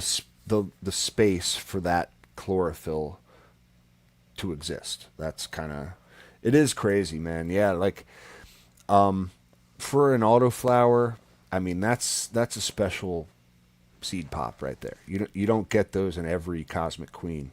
Again, that's why hunting, man. Hunting is such a cool thing to be able to do. Or yeah, sometimes you just get lucky. Mm-hmm. Yeah, this does look very land racy. You know, Yep. Cosmic Queen is special too. crazy, She man. is. Yeah. She's amazing. If you get a chance to grow her, I highly recommend you do. Yeah, like this is to me a normal cannabis Mm-hmm. leaf, right? Like this is standard. Okay, this is not.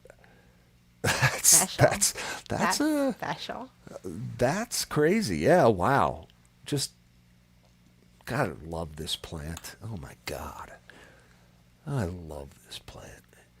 Ooh yeah, so he's growing some rock bud, man. Rock Ooh, look buds. at those. Rails Yeah. all the way down. Yeah, totally spot on about the Southeast Asian kind of look to it. I've seen those types of Thai and Laos land races, like you said. Never that thin. I know, crazy.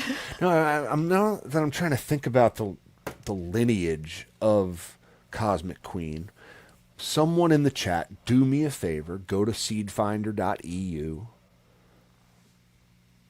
Do a strain search for Cosmic Queen. I'm sure we're going to find some connection to like Southeast Asian land race. I mean, there's no question in my mind. None. So we're looking at a rock bud autoflower. Sorry. Yeah. One of the first auto breeders that like I found kind of, craft auto breeders, I would say. Mm-hmm. Small batch. Grew a couple of his strains. Never had a complaint. Everything was super terpy, super frosty. He has some really killer grape strains too. If you like grape terps, man, he's got Grape God. I know that was one. Purple Rolex, I believe. Oh, I've heard of his purple is Rolex another before. that he works with. It's been incorporated into a lot of different autoflowers in the community, but yeah, Purple Scoops, Jay Sa out there, he knows my man Rockbud. He kind of went underground a little bit too. Like, you don't hear from him as much as used to. I mean, shit, maybe his Instagram account got banned and he just said, fuck it.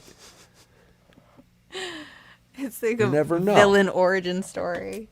you never know. They took my Instagram. But totally worth checking out this auto breeder, guys. Actually, he makes some photos now too. Very slept on. Everything he's got is fire. Just like everything in your tent, Terp Therapist, looks fire.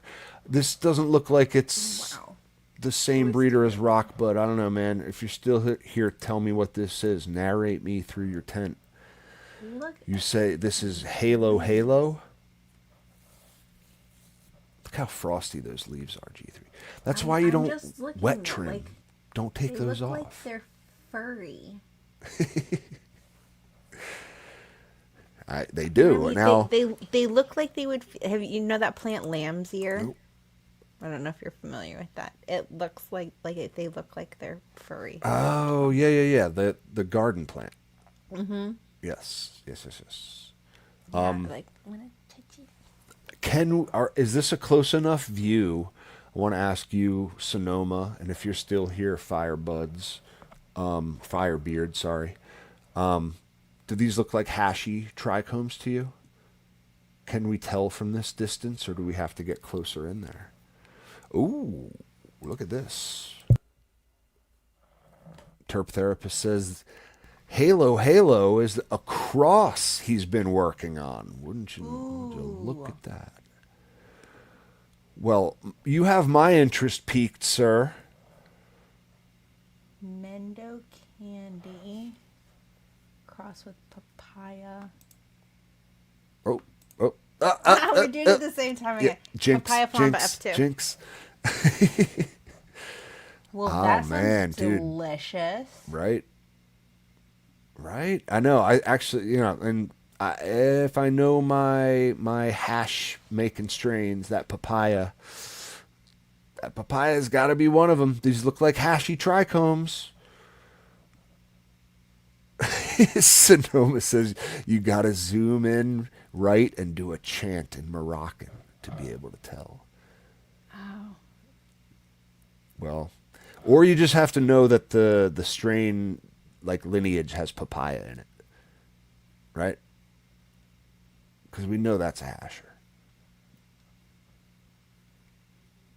Is it that easy? Can't be. Can't be. But man, look at how frosty. I told you this man is a talented grower, G3. Mm-hmm. We have a watermelon Welch's here. That's kind of a crazy bud structure. Look at that one. Wow. Pistol Palooza. Yeah, growing kind of like a little disorderly. Little disorderly bud growth. But in a cool way. Like this. She's really fun. Yeah, you would expect this to fill out too as you go through flower. Very cool looking, man. And all the plants look healthy AF. Just love the little like fingertip burn you got going on here. Know what I mean? Just hard enough. Those little tips, little tip burns. Like painted nails on beautiful lady. Lets you know she's getting enough nutrients. Just on the verge of too much, but not enough. And then, yeah, I'm coming in. Coming in. Man, so I'm not seeing much to give anyone like a description of what your grow style is. So before he does, he mentioned before, he does autos and photos. Well, and I know that he does like he's got living something by Coco, Capulator here, which yeah, is yeah. really interesting to me because I was under the assumption that Coco really didn't have the ability to hold on to nutrients well. I thought things just kind of flushed out Coco, of Coco really easily. So I'm really interested to know how you're able to manage to keep your organic Coco organic. Well, it can leach calcium from, like an unbuffered cocoa can leach calcium, which can leave you calcium deficient. We don't want that. Our buddy Gaia Greens 444. What's his name? Mr. Canuck. Yeah, Mr. Canuck does an organic cocoa. He's always kind of since I've been watching him. Like super interesting. If you use a good enough cocoa G3, like maybe not a brick you got from Amazon, but like if you get that can of cocoa, a buffered cocoa product, like you really don't have to worry about it. Mm-hmm. I mean, I just you can treat does it it like have to be done with like a SIP peat. system. I would imagine it would work with the SIP system well. Without a SIP system, if you're hand watering, no, you don't have to. You'd just have to make sure you don't get runoff. If you get runoff, when Mr. Canuck waters in his Gaia Greens 444, he does it from the top every time. I'm so surprised at that. Every time. I don't think so. Okay, he said it does say he does big beds, butt chugs, and cover crops. There you go. That makes sense to me. Dude, that totally makes sense. That is a Guy Fieri hosted Food Network show that I'd tune in for every week. Yep. It comes on right after Diners, Drive-Ins, and Dives. We got big beds, butt chugs, and cover crops. Hell yeah.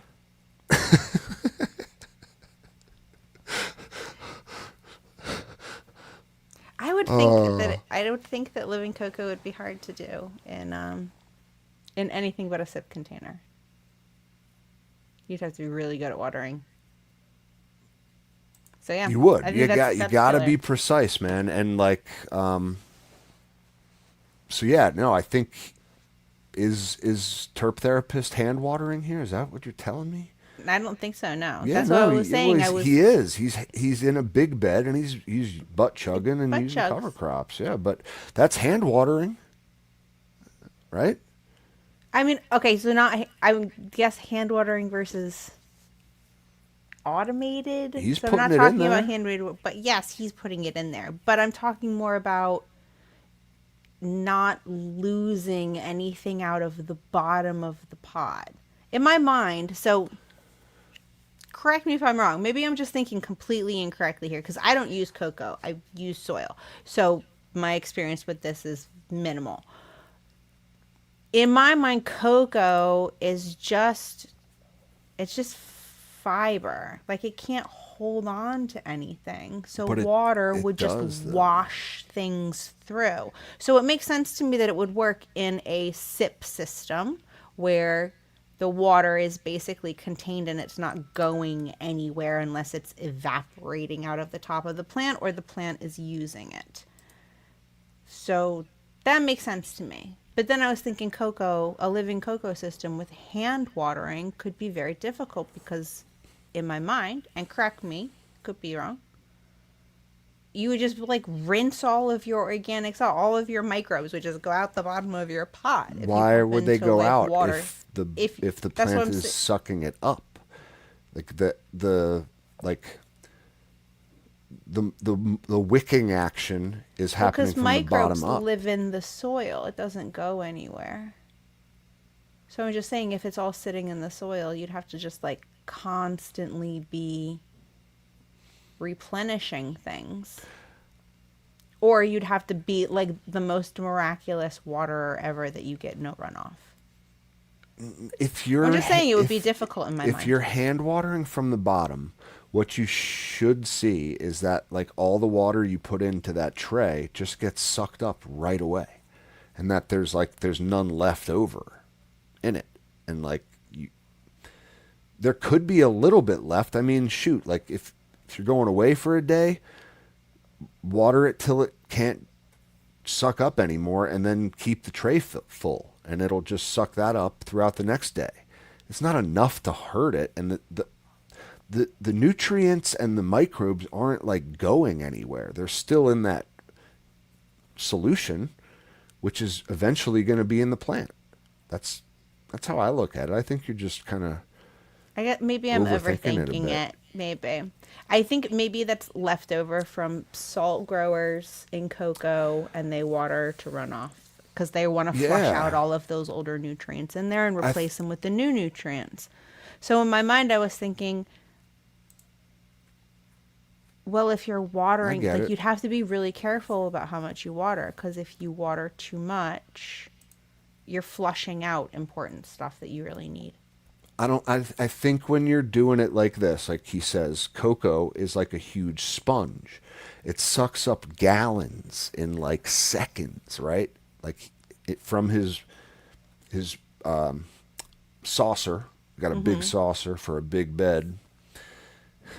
And he's using 25-gallon beds, so it's big saucer, a lot of water, and it just sucks it right up, G3. So there's no, like, this is all just very interesting pulling to me, it up. Yeah, I always thought it doesn't go anywhere. that No, cocoa was not super ideal for organics, and apparently I was completely misthinking there. So that's interesting to me. I think I mean, I do use a lot of cocoa in my pots anyway, but I always used soil to kind of bind everything together and make sure that those microbes kind of had a place to live and work. Like so I get what you're saying. Like you're thinking about coconut like fibers, okay? Yeah. When you get a really good bag of cocoa, it's a mix between fibers and like particles almost. Not dust, but particles. And it's like there is a place for those microbes to go, and there is a place for that water to hang out. And it's like you can treat it just like peat, and you can make a super cocoa from it. You know, it's just, there is a learning curve to the hand watering, but if you do it like terp therapist and you just, no matter how big your pot is or your bed, put it in an equivalent size saucer and just water from the bottom. Let it suck all that up and tell you when it's done. You know, you can see when the action stops. Yeah. That was my, like, you know, my gateway into the SIP system thing was doing that. Yeah. Sips for the win. Absolutely. For sure. So, terp therapist, dude, look at this fucking plant, man. Ridiculous. Look at that, man. Not only are you an amazingly talented grower, but you're a great human being. Ooh, go down on those leaves. What? Down there, yeah. Yeah? Pretty. What you looking at? That nice little, like, I'm looking at the purple- trichomes underneath purple this leaf rim. here on the left. Do you see how they have that, like, Oh, that yeah. ridge along the lip there? That's so pretty.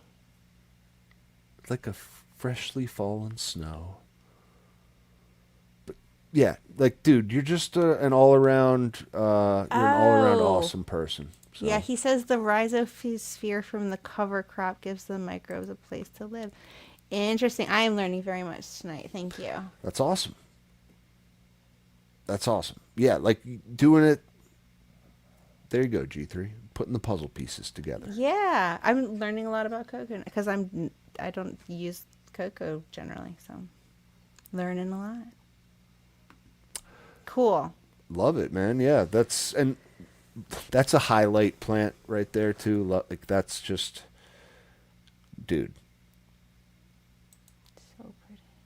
something else. Thank you for letting us break into your beautiful garden, sir, and thank you for supporting the show. A huge thank you. I mean, gorgeous, gorgeous plants. Yeah, I know. Before we leave, can you believe it's been 2 hours? I can't. That's how. Anyway, before we go, come join us on Discord. Fuck Instagram, unless of course Fayola comes through. Who in the is clutch. absolutely a very real person and not a robot. Yes, and she's on my side too. We're friends now, but you know, all's well that ends well. Fingers crossed. Come join us on Discord. We're hanging out there. We're posting pictures of what we did over the weekend. We're posting plant pictures. Come see cool stuff like what Terp Therapist is posting. Oh yeah, check out we got pages of our Patreon's gardens over there. You can check out many talented growers and various styles of growing. Get a sense of which style's right for you, perhaps. Find a grow hero, grow idol. Grow 2025, mentor. right? Grow mentor. Yeah, absolutely. I mean, any one of these people, if you message them, post right in that channel, yo, got a question for you about your style. Be happy to see it. Yeah. Happy. Always learning. Always. There's so much about this plant, about this hobby that if you think you know everything, I can guarantee you know nothing. So just there's so much to learn, and the Discord is a great place to do it. So It is. We can learn together and help each other. And yeah, also just support each other in what we're doing, what we're gonna do. All of the above. And speaking of support, if you feel like supporting the show, you're able to do that on Patreon. What do we got? G3, a weed. We got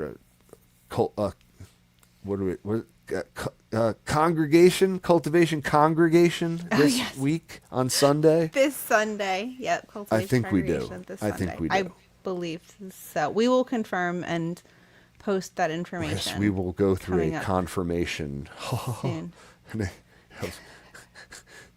It is our additional content. If you like us enough to give us money, we figure you like our content, and that's how we can repay you on a more consistent basis, is with our content.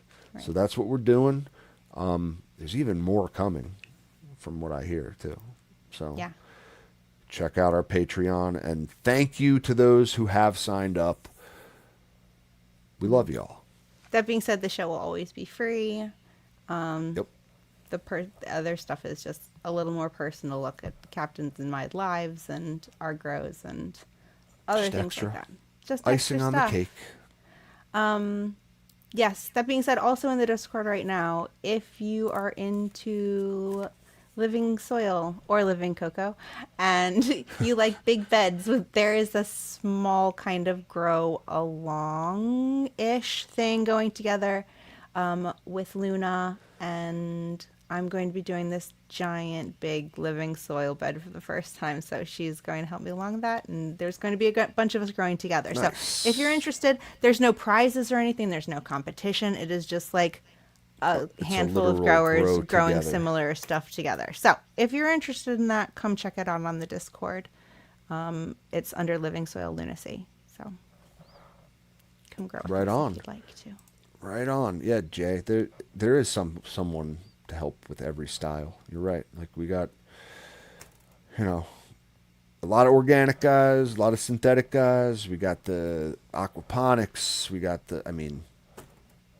there's everything. Synganic, orthotic. Mm-hmm. People using their own excrement. No, I don't think we have any of those guys. Maybe one day.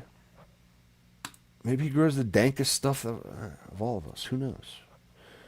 Guys, thank you for joining us. We appreciate y'all. A pleasure as always. Thank you so much, chat, for being here. We love you guys so much. G3, thank you for joining me, helping me do this. An honor, sir. Always great. Tuesdays are It's the all best. mine. They are. And like the community is the best. I just have to reiterate, like, I have fun every week hanging out with y'all. I had even more fun hanging out with y'all in person. You know? Such a great time. We love you guys so much. A pleasure to meet you. Yeah. And those that we haven't met, we hope we can meet you in the future. Really, it was a great time. So maybe in Maine next year. if you get the opportunity to join a community event, I highly recommend you reach out and do it. And even your local grow community, get involved with other growers in your area. Yeah. The community is what's holding us together. Go hang out at a grow store and offer your unsolicited advice about which microbe a customer should purchase. Yep. Hey, I don't know about that soil, bud. I don't know about that. Mm-hmm. Have you read any of the latest Instagram posts, or have you been banned? Can you not access the information? And if you're a local grocery store, especially if it's like a small family-run place, if they don't carry some of the stuff that you need, the like better quality soils or newts or microbes or whatever, you can ask them to start carrying it, and there's a good chance they will be able to. And if your local 100%. store carries more cannabis-friendly gear, you're going to get more cannabis-friendly growers. So. Absolutely, G3. Like, that goes for pretty much anywhere. Like, if you are a customer and you ask them to bring a product in and you tell them, I'm going to come buy it here from you, until it, like, you'll run out of it because I'll buy it consistently. That's like a no-brainer.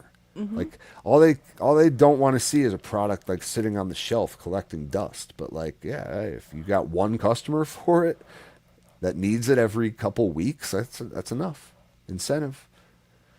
So, agreed, G3. Yeah, go hang out at your local grow store. There's some homework. Get them some more canna-friendly products, even if it's just like mom and pop Pro-A-B state grow store.